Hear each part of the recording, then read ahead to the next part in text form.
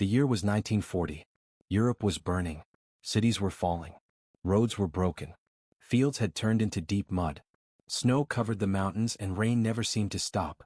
World War II was not only killing soldiers, it was destroying machines. Across the front lines, armies faced a silent enemy. Their vehicles were failing. Trucks sank into mud and never came out. Engines froze in winter. Heavy military cars broke down on narrow roads. Supplies arrived late. Wounded soldiers waited too long. Every broken vehicle meant lost lives. Inside a large military headquarters, a group of high-ranking officers sat around a long table. Their faces were tired. Their uniforms were dirty from travel. Maps covered the walls, filled with red marks showing defeat after defeat. One general slammed his fist on the table. "Our vehicles are useless," he said angrily. "They cannot move where the soldiers move. They fail when we need them most." Another officer shook his head. "We have tried everything. Bigger engines. Stronger steel. Nothing works." The room was full of frustration and fear. Then the door opened. A man walked in quietly. He was not famous. He did not wear many medals. His uniform was simple. His hands were rough, like someone who worked more with tools than with people. He was an engineer, and almost no one in the room knew his name. The officers turned to look at him. "Who is this?" one of them asked. The engineer stood straight. His voice was calm, not loud. "I have an idea," he said. Some officers laughed softly. Others looked away. "An idea? At a time like this?" One officer crossed his arms. "We have the best engineers already. What makes you different?" The engineer took a breath. He looked at the maps, the broken supply lines, the places where vehicles had failed. "Our problem is not power," he said slowly. "Our problem is thinking too big." That made the laughter louder. "Too big?" an officer said. "This is a world war." The engineer nodded. "Yes. And that is why we need something small. Simple. Strong. Something that can go anywhere." The room became quiet for a moment. Then one general laughed openly. "You want to win a war with a small car?" he asked. The engineer did not smile. He reached into his bag and placed a few rough drawings on the table. The officers leaned forward despite themselves. The drawings showed a strange vehicle. Small wheels. A simple engine. No heavy armor. No luxury. Just a basic shape, built for movement, not comfort. "This will fail in mud," one officer said. "It will break in snow," said another. "It looks weak," a third added. The engineer listened. Then he spoke again. "This vehicle is not built to look strong," he said. "It is built to survive." The laughter stopped. One officer leaned closer. "How long would this take?" The engineer answered without hesitation. 49 days. The room exploded with laughter. 49 days, a general said. "It takes longer than that just to approve paperwork." But the engineer's eyes did not move. "Give me 49 days, he repeated. "I will build a car that never fails. A car that moves where others stop. A car that soldiers can trust with their lives." The officers stared at him. One asked the question everyone was thinking. "And if you fail?" The engineer was silent for a second. "Then I accept full responsibility," he said. "My career. My name. Everything." The room grew heavy. Outside, distant explosions could be heard. The war was not waiting. The highest-ranking general stood up slowly. He walked to the window and looked at the dark sky. They had nothing left to lose. Finally he turned around. "You have one chance," the general said. "No more. If this fails, it ends here." The engineer nodded. As he turned to leave, one officer called out, "Why are you so sure?" The engineer stopped at the door. Without looking back, he said quietly, "Because soldiers deserve a machine that does not give up, even when everything else does." The door closed behind him. The room fell silent. On a nearby wall, someone wrote 2 words in white chalk. 49 days left. No one in the room knew it yet. But history had just begun to change. The engineer left the headquarters with a quiet determination. Outside, the snow was falling hard and the wind cut through his thin coat. Every step reminded him that time was his enemy. 48 days left. 48 days to prove the world wrong. 48 days to save lives. 48 days to make history. He returned to a small workshop on the outskirts of the city. It was nothing like the big army factories. The machines were old, some parts were missing, and the tools were worn from years of neglect. There was barely enough space for him and his small team. But he didn't care. This was all he needed to begin. His team was unusual. Some were young engineers, others were mechanics no one else wanted. They had seen too many failures, too many experiments that never worked. They were tired, quiet, and skeptical. When he laid out the blueprints for the first time, they all stared. The vehicle looked strange. Tiny wheels, a narrow body, a small engine. Nothing like the heavy trucks and armored vehicles they had worked on before. "This is just a toy," one mechanic whispered. "Impossible," said another. "It will sink in mud. It will stall in snow. It won't even reach the front line." The engineer ignored them. He picked up a pencil and pointed at the engine. "The secret is not in size. The secret is in simplicity. Every part must work under stress, be easy to repair, and not fail when the soldiers need it most." The team exchanged doubtful glances. Still, there was something in his eyes, an unshakable belief. They couldn't understand it, but they knew they had no choice. Time was running out. 45 days. From that day, the workshop became a battlefield. Engines clanked, metal sparks flew, and sketches covered every wall. He worked day and night, sometimes sleeping only a few hours. Each day he faced challenges he hadn't expected. Parts that wouldn't fit, engines that overheated, wheels that broke under pressure. "Maybe it really is impossible," muttered one of the younger engineers one night. The engineer didn't answer. He simply tightened a bolt, adjusted a gear, and kept working. Failure was not an option. Not now. Not ever.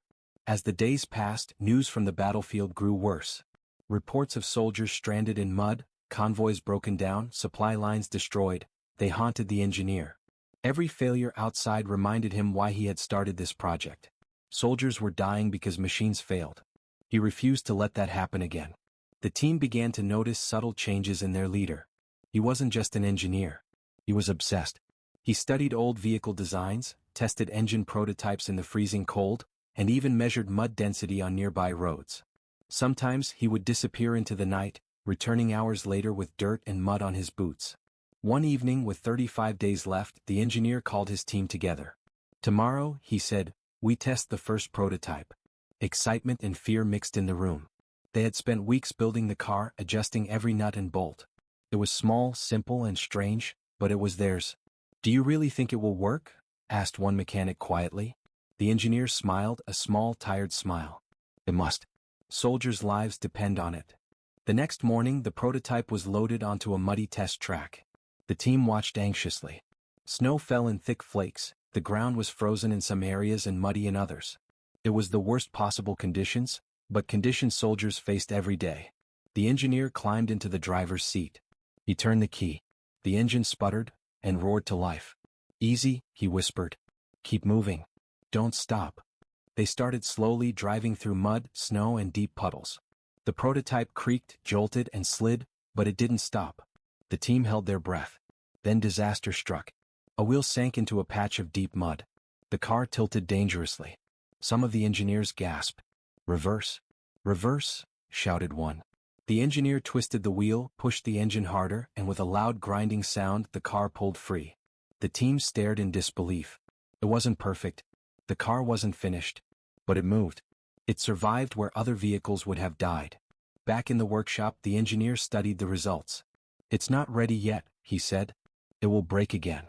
But we learned something today. The car can survive. That is the first victory." But the clock was ticking. 29 days left.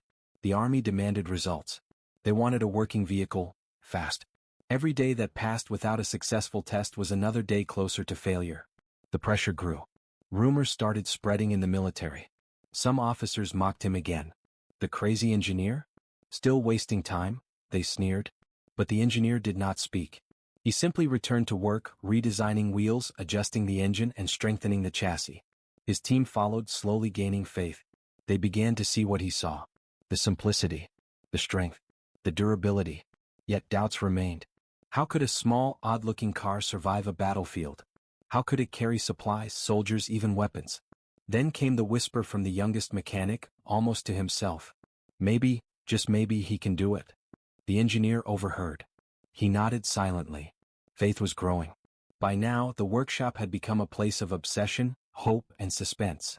Every day brought a new challenge, a new problem, a new test.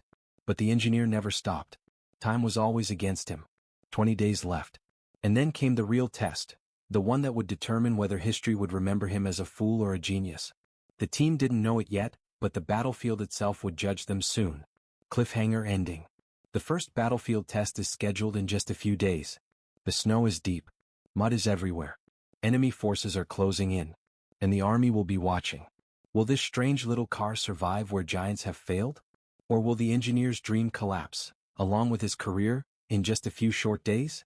20 days left, and everything hangs in the balance. The morning was gray and bitter cold. The snow had turned to slush in some areas, and the mud was worse than anyone had imagined. The engineer and his small team pushed the prototype to the testing field, a rough, uneven stretch of land that resembled the battlefield itself. Soldiers were stationed nearby, curious but skeptical. Officers stood at a distance, arms crossed, waiting to see whether the crazy little car would fail spectacularly. The engineer climbed into the driver's seat. His hands were steady but his jaw was tight. The engine roared to life, but it sounded different than he expected. Rough, unsteady, almost hesitant. He whispered to himself, "Keep going, just keep going." The car moved forward, bouncing over rocks, sliding through mud and struggling against the snow. At first it seemed to work. The team cheered quietly. But then disaster struck. A deep patch of mud swallowed one of the small wheels. The car tilted dangerously to the side. The engine sputtered and coughed. The vehicle lurched violently, dragging a wheel behind it. The soldiers gasped. The officers shook their heads, already assuming the worst. "Stop it!" shouted one mechanic, panic in his voice. But the engineer did not stop. He pressed the accelerator harder, twisted the steering wheel, and fought the mud with every ounce of strength the car could give. Slowly, agonizingly, the vehicle freed itself. But it was not over. The engine started to overheat. A belt snapped. Sparks flew from the undercarriage. The car came to a halt in a puddle of water and mud. The team rushed forward. The officers muttered curses under their breath. The engineer climbed out of the vehicle, his coat soaked, his hands covered in grease and dirt. He looked at the car. Not a single part was undamaged. It had survived, yes, but barely. "Failure," said one officer quietly. "It's a failure. Send it back to the workshop." The engineer stood still. Sweat and snow mixed on his face. For a moment he felt the weight of the world crushing him. 49 days. 25 days left. Every day counted, and this was a setback. A huge, crushing setback. But he didn't show despair. Not yet. Not ever. He gathered his team in a circle. "It is not a failure," he said firmly. "It is a lesson. Every breakdown tells us what to fix. Every part that breaks is a weakness we can solve. Today we learned how strong it needs to be. Tomorrow we make it stronger." The mechanics looked at him, uncertain. Some were frustrated. Some were scared. But slowly a spark of hope returned. They began to see the engineer's vision. Not just a car, but a machine that could survive anything. That night the workshop was alive. Sparks flew from welding torches. Engines were taken apart and rebuilt. Wheels were reinforced. Belts were replaced with stronger ones. Suspension was tested and retested. Every inch of the car was examined. No detail was too small. The engineer would not allow a single failure to remain. Alone, late at night, he sat by a small lamp, reviewing the blueprints. His hands trembled slightly, not from fear but from exhaustion. His mind raced with possibilities. Could the car carry more weight? Could it climb steeper hills? Could it survive deeper mud and heavier snow? Every question had only one answer. Yes, it could, but only if we worked harder, smarter, faster. The next day the engineer returned to the testing field. This time he carried replacement parts and new tools. The officers watched again, some curious, others still mocking. The car was repaired, improved, stronger than before. It roared to life, climbing over mud, skidding across frozen ground. It survived longer. It performed better, but the road was not yet safe. The battlefield itself seemed to mock them. Potholes filled with ice, hidden rocks, deep puddles, everything tried to stop the car. And still it moved. Slowly. Painfully.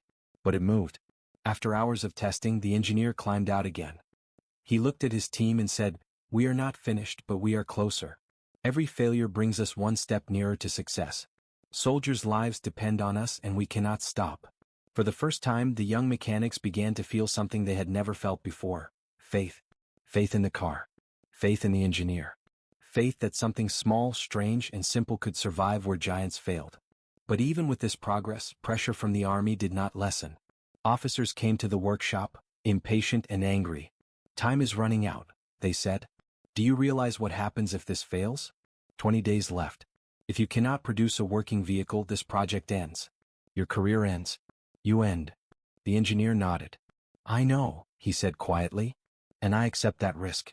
But we will succeed. Not for me, but for the soldiers who need this car to survive. At night the team worked harder than ever. Parts were tested, engines rebuilt, wheels reinforced. The car slowly transformed from a fragile prototype into something that seemed almost unstoppable. The engineer sometimes paused, looking out the small workshop window at the dark, snow-covered streets. He thought of the soldiers waiting on the front lines, trapped by broken vehicles, exposed to the cold, the mud, the enemy. Their faces appeared in his mind, the fear, the exhaustion, the desperate hope. And he knew why he could not fail. Then came a quiet, tense moment. The youngest mechanic, looking tired and worried, asked softly, "Do you really think it will survive the battlefield?" The engineer placed a hand on his shoulder. "It must. We will make it survive. And when it does, the world will see that one man's idea can change history." But outside, the snow continued to fall. Mud clung to every surface. And somewhere, on the distant battlefield, enemy forces were advancing. The first failure had taught them much, but the real test was still ahead. Cliffhanger ending. Only 15 days left. The army demands a working vehicle. The battlefield waits. The engineer and his team must face their next challenge. A test that will push the car, the team, and the engineer to the absolute limit. Will their improved prototype survive the real conditions of war? Or will it fail completely, crushing their dreams forever? Time is running out. And history is waiting for an answer. The morning sun barely pierced the gray clouds, and the ground was a treacherous mix of mud, ice, and deep puddles. The engineer and his team pushed the prototype toward a field chosen for its harsh conditions. Rocks, ruts, and slopes designed to test every weakness of a vehicle.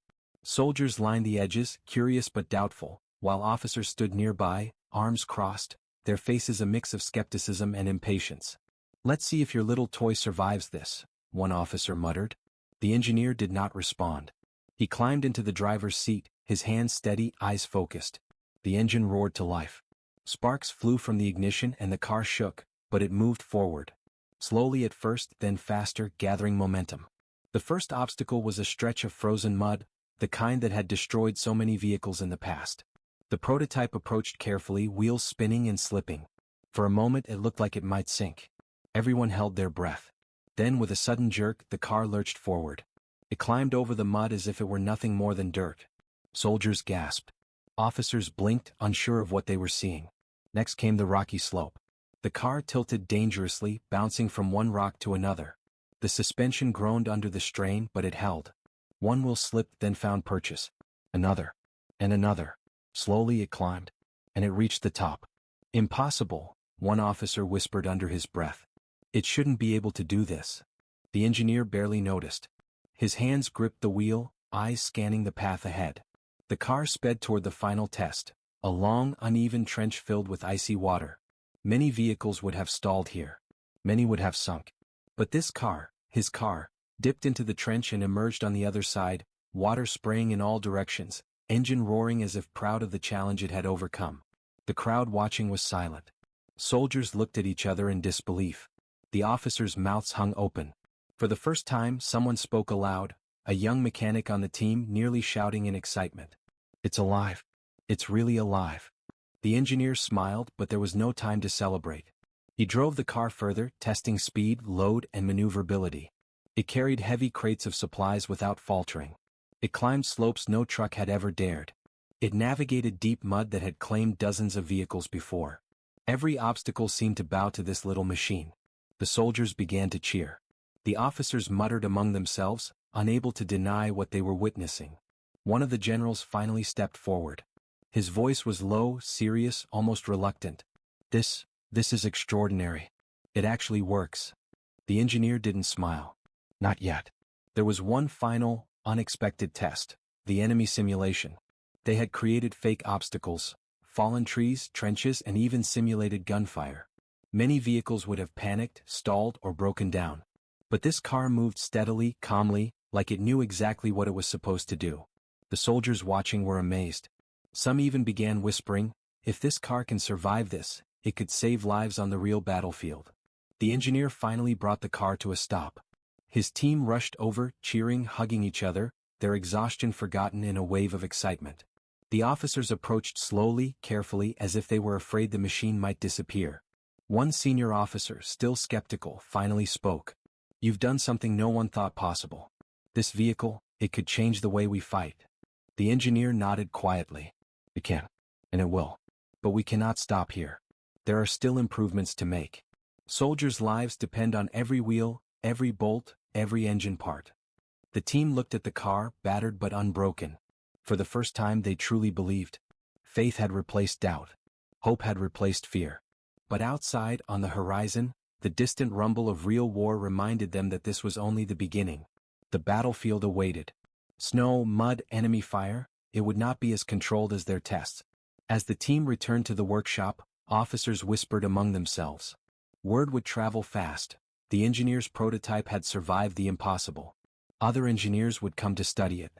Factories would be asked to reproduce it. And the army, for the first time in months, had a glimmer of hope. The engineer sat quietly in the corner of the workshop that evening, reviewing the day's results. Sparks of light flickered from the torches as mechanics worked on strengthening parts, improving the engine and reinforcing the wheels. Every success was a lesson, and every lesson a step closer to perfection. He paused, looking at the clock on the wall. 12 days left. Only 12 days until the army expected a fully reliable vehicle. 12 days to transform a strange little car into a machine that could survive the horrors of real battle. The team worked late into the night. They replaced weak parts, tightened bolts, and tested the engine over and over. They argued, laughed, and occasionally shouted, but each voice carried determination. The engineer moved silently among them, correcting mistakes, offering advice, and quietly inspiring them. By dawn, the prototype was stronger, faster, more reliable than ever before. The small car, once mocked and doubted, had become a symbol of determination, ingenuity, and courage. But the greatest test still lay ahead: real combat conditions. Snow, mud, enemy fire, and the unforgiving chaos of war awaited. The army wanted results. The soldiers needed this car. And the clock continued its relentless countdown. Cliffhanger ending. Only 10 days left. The army is watching. The enemy is advancing. The engineer's small machine is ready, but will it survive real war, or will the first success be the last? The answer would come soon. And history was about to take notice. The morning fog hung low over the battlefield, hiding trenches, mud pits, and shattered trees. The distant rumble of artillery shook the ground. Soldiers moved cautiously, eyes scanning the horizon for enemy forces. This was no test field. This was real war, and every decision mattered. Lives were at stake. The small car sat at the edge of the field, engine humming softly. It looked fragile compared to the massive trucks, tanks, and armored vehicles surrounding it. Officers whispered nervously. Soldiers exchanged doubtful glances. The engineer climbed into the driver's seat. His hands gripped the steering wheel tightly. He glanced at his team, silently giving them the courage he hoped to carry into the battlefield. "Remember," he said quietly, "this car is not just metal and wheels. It is hope. Keep your faith in it, and it will keep the soldiers alive." A young mechanic nodded nervously. Others looked tense. The army had never relied on anything this small for something so critical. Supplies, ammunition, wounded soldiers, everything depended on this little vehicle surviving the next hour. Then the order came. "Move." The car surged forward. At first, the mud threatened to swallow it whole. Wheels spun, slipping helplessly in deep pits. Soldiers on foot stumbled to avoid puddles and ruts. The engineers held their breath, watching every movement, every strain of the small vehicle. The first challenge came quickly: a destroyed bridge over a deep ravine. The massive trucks could not cross. Tanks had to take another route, losing precious time. The little car paused at the edge. The engineer weighed the distance. The soldiers watching held their breath. Then, carefully, the vehicle leapt across. Wheels spun, engine screamed, but it made it. A cheer rose from the soldiers. Even some of the skeptical officers could not hide their amazement. Next came mud fields that had swallowed entire convoys before. The car plunged forward. Mud sprayed in every direction. Wheels spun, the engine choked, but the car kept moving. Soldiers' supplies were secured in the back. Every crate, every sack, every piece of ammunition remained intact. Then came the wounded. A group of injured soldiers lay trapped behind enemy lines. Their cries echoed over the battlefield. The massive trucks couldn't reach them. Only the small, nimble vehicle had any chance. The engineer drove into the danger zone. Bullets whizzed past, hitting trees and kicking up dirt. Explosions shook the ground nearby. The car bounced over rubble, tilted dangerously, but never stopped. He reached the soldiers, loaded them carefully onto the vehicle and raced back toward safety. The soldiers who had doubted it stared in awe. It's unbelievable," whispered one. "It's like it's made for this." The vehicle continued to deliver supplies, rescue soldiers, and navigate impossible terrain. Over and over, it survived where larger, stronger machines failed. Officers had no words. Soldiers began to trust it with their lives. Meanwhile, the enemy forces were confused. Their artillery couldn't destroy it. Their ambushes failed. This little car, so small and unassuming, kept appearing where it was needed most. It was unstoppable. At the edge of the battlefield, the general who had doubted the engineer stood silently, watching. His jaw was tight. His pride had been wounded by years of failures. Yet even he could not deny the truth. The vehicle worked. It wasn't just a machine. It was a miracle born from persistence, intelligence, and courage. By midday, the engineer had driven the car through more obstacles than anyone could count. It carried ammunition to frontline soldiers, rescued the wounded, and delivered messages across the battlefield. It had survived snow, mud, trenches, enemy fire, and sabotage attempts. The team back at the workshop received updates via radio. Their excitement and pride were palpable. They had watched their creation face real war and survive. Finally, after hours of relentless testing, the engineer returned to base. He climbed out, dirty, exhausted, but victorious. Soldiers crowded around, cheering, patting the car, and shaking the engineer's hands. The senior officer approached, face serious but with a spark of respect. "I have never seen anything like this," he said. "You have changed the rules of this war. This little machine, it saved lives today that would have been lost forever." The engineer nodded quietly. "It is not me. It is the design, the simplicity, the strength, and the courage to try when everyone else said it was impossible." The general remained silent, staring at the battered little car. Finally, he whispered to himself, almost amazed. This could change everything." Word of the vehicle spread quickly across the army. Soldiers spoke of it in hushed tones. The car that never stopped, the car that delivered supplies no one else could, the car that rescued wounded soldiers under fire. It became a symbol of hope, courage, and ingenuity. Back in the workshop, the engineer studied the damage from the battlefield. Every dent, scratch, and broken part was a lesson. He and his team worked tirelessly, improving it further. Reinforced wheels, stronger suspension, and an engine that could endure even harsher conditions. Every day the little vehicle grew stronger, more reliable. The engineer walked quietly among his team, placing a hand on each shoulder. "We are not finished," he said. "The war is far from over. But we have proven one thing today: even the smallest idea, when pursued with courage and intelligence, can survive the greatest challenges. And maybe, just maybe, change the course of history." For the first time, the team felt the weight of what they had accomplished. They were not just building a car. They were building hope, trust, and the future of soldiers on the battlefield. Cliffhanger ending. The army now wants mass production. Factories must build thousands of these vehicles. Enemy forces will try to destroy them. The war continues. The engineer and his team have succeeded in the first real test. But the real battle has only begun. Only 5 days left until the next critical challenge: proving the car could be built in large numbers, maintain its reliability, and dominate the battlefield against overwhelming enemy forces. The question lingered in everyone's mind: could a simple little car really change the fate of a war? The battlefield victories had proven the little car could survive the impossible. Soldiers whispered its name in awe. Officers could no longer deny its value. Yet the engineer knew the hardest part was still ahead: mass production. Making one car survive the battlefield was one thing.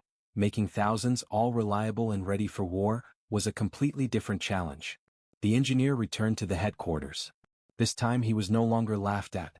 The generals, once mocking him, now watched him with cautious respect. Yet the task before him was enormous. Factories were outdated, workers untrained, and resources limited. "The army wants 1,000 vehicles in a month," one officer said, urgency in his voice. "Can you do it?" The engineer nodded. "I will. But we must rethink how these cars are built. Speed, simplicity, and durability must guide every step." Back at the workshop, the team expanded. New engineers joined. Mechanics from other projects were recruited. Even some skeptics who had mocked him before now offered their hands. Everyone worked together, fueled by the victories of the first prototype. The first challenge was adapting the design for mass production. The car that had survived the battlefield was simple, yes, but small mistakes could ruin thousands of vehicles. Every bolt, Every wheel, every engine part had to be tested and standardized. The engineer inspected each detail personally. "Do not assume anything," he said repeatedly. "The battlefield will not forgive mistakes." Factories roared to life. Workers assembled the cars tirelessly day and night. The engineer moved between workshops, inspecting parts, advising on assembly, and solving problems as they arose. Not everyone believed it could succeed. Some factory supervisors whispered, "One car survived, yes. But thousands? It is impossible." The engineer ignored them. He had learned long ago that faith in a vision mattered more than the opinions of doubters. Finally, the first batch of 20 cars rolled out of the factory. Soldiers and officers came to inspect them. They looked identical to the prototype, simple, unassuming but built for survival. A test was arranged immediately. The cars drove through mud, snow, trenches, and over destroyed roads. Every car passed. Every single one. The officers were speechless. Even the harshest skeptics had to admit, this vehicle worked. Word spread quickly. Across the army, soldiers began to see the cars as reliable lifelines. Reports returned from the front. Supplies delivered faster, wounded soldiers rescued, messages delivered through enemy lines, often where no other vehicle could go. The engineer stood quietly among the cheering soldiers. He did not smile. He could not relax. He knew the real test was yet to come. The enemy would notice these vehicles and they would try to destroy them. The car's real purpose would only be proven when facing the dangers of the battlefield en masse. Sure enough, the enemy soon realized the small vehicles were changing the war. Convoys could reach places no one had reached before. Soldiers had new hope. Supply lines stayed open even in the harshest conditions. Ammunition, food, and medicine arrived reliably. The little car became a thorn in the enemy's side. Attempts to sabotage or copy it failed. Enemy engineers could not understand how such a simple vehicle could survive so much. Time after time, the cars succeeded where bigger, more powerful vehicles had failed. Back at headquarters, the engineer was finally recognized. No longer mocked, he was now called a genius of the battlefield, the man who had turned an impossible idea into reality. His team, once doubting, now stood proud, their faces glowing with the satisfaction of having accomplished the extraordinary. But even as factories churned out more cars and the army began to rely on them more and more, the engineer remained focused. He knew war was unpredictable. The vehicles had to remain strong, reliable, and adaptable. Any weakness could mean disaster for soldiers in the field. He spent long nights reviewing designs, testing new prototypes, and ensuring quality. Every improvement made the vehicles faster, stronger, and more capable. By now, hundreds of these small cars were in service, each one a testament to ingenuity, courage, and perseverance. Soldiers began to give them nicknames: the Little Titan, the Never Failer, the Brave Car. Each name carried respect and admiration. For the first time, the engineer's vision had become something greater than a prototype. It had become a symbol of hope for the entire army. Meanwhile, enemy forces grew frustrated. Their attacks, once deadly, now failed repeatedly. Convoys reached their destinations. Wounded soldiers were rescued. Supplies were delivered. Every small car seemed unstoppable. Even the highest-ranking generals began to rely on them exclusively. Strategies changed. Operations that were once considered too risky were now possible. The little vehicle had changed the rules of war. But despite all this success, the engineer remained humble. He did not seek medals or praise. His goal had never been glory, it was to create a machine that could save lives. And now, seeing thousands of vehicles rolling through the battlefield, knowing they carried soldiers safely, he felt a quiet satisfaction that no applause could match. The little car had gone from mockery to legend. What had started as a crazy idea, doubted by officers and ignored by peers, was now reshaping the war itself. Cliffhanger ending. The war was not over. The enemy would strike back harder, smarter, and faster. Could the little car maintain its reliability under even greater pressure?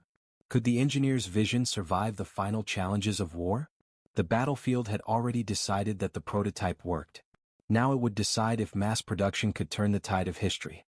The war raged on, but the little car had already proven its worth. From mud-filled trenches to snow-covered hills, it had delivered supplies, rescued the wounded, and carried soldiers where no other vehicle dared to go. But now, it faced its greatest challenge, the final campaigns that would decide the fate of the war. The engineer stood at the edge of the command post, watching the convoy of vehicles roll forward. Hundreds of cars, identical to the first prototype, moved in perfect formation. Soldiers climbed in, supplies loaded carefully. Every car had been tested, reinforced, and perfected. Each one carried a story of determination, failure, and triumph. The enemy had learned of their effectiveness. They planned ambushes, destroyed roads, and set traps. But the small vehicles continued, each one surviving where heavier, slower machines would have been destroyed. The engineer walked among the convoy, quietly inspecting the cars. He saw soldiers patting the vehicles as they climbed in. He noticed mechanics making final adjustments with careful hands. And he felt a quiet pride deeper than any metal because these machines were not just vehicles, they were lifelines. The first attack came as expected. Explosions rocked the earth. Bullets tore through the air.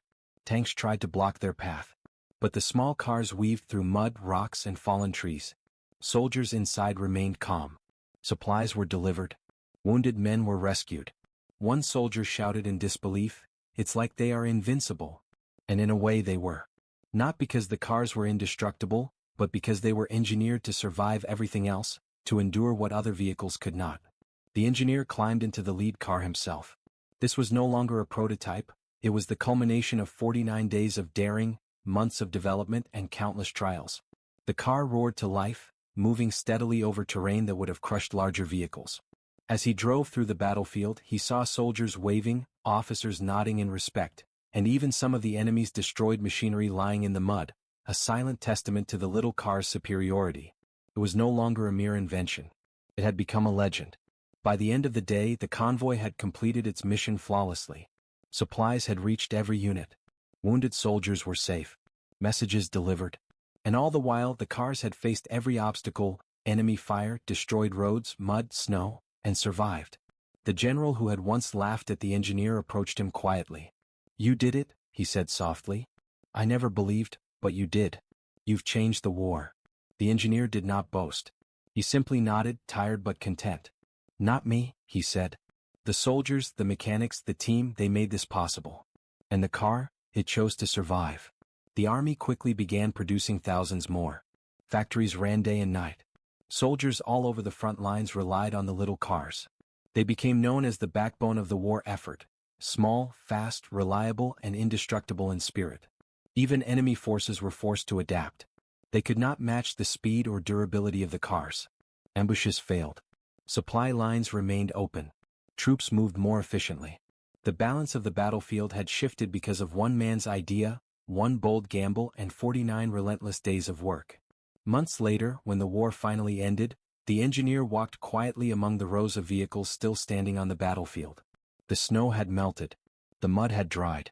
Soldiers celebrated. Medals were awarded. Speeches were made. But the engineer did not look for glory. He looked at the little cars. They were battered, scratched, dented, but alive. Each one told a story of courage, failure, persistence, and triumph. He smiled quietly to himself, remembering the first time the officers had laughed at his idea. "They laughed at our ship," he whispered. "But we survived. We delivered. We changed history."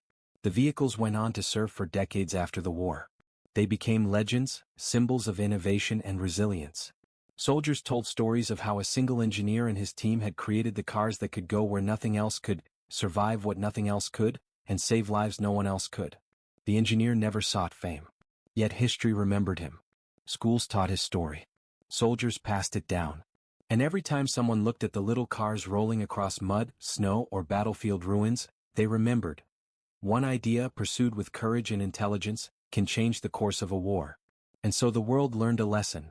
Innovation, determination, and daring thought, even in the smallest packages, could be stronger than brute force, faster than fear, and more powerful than doubt.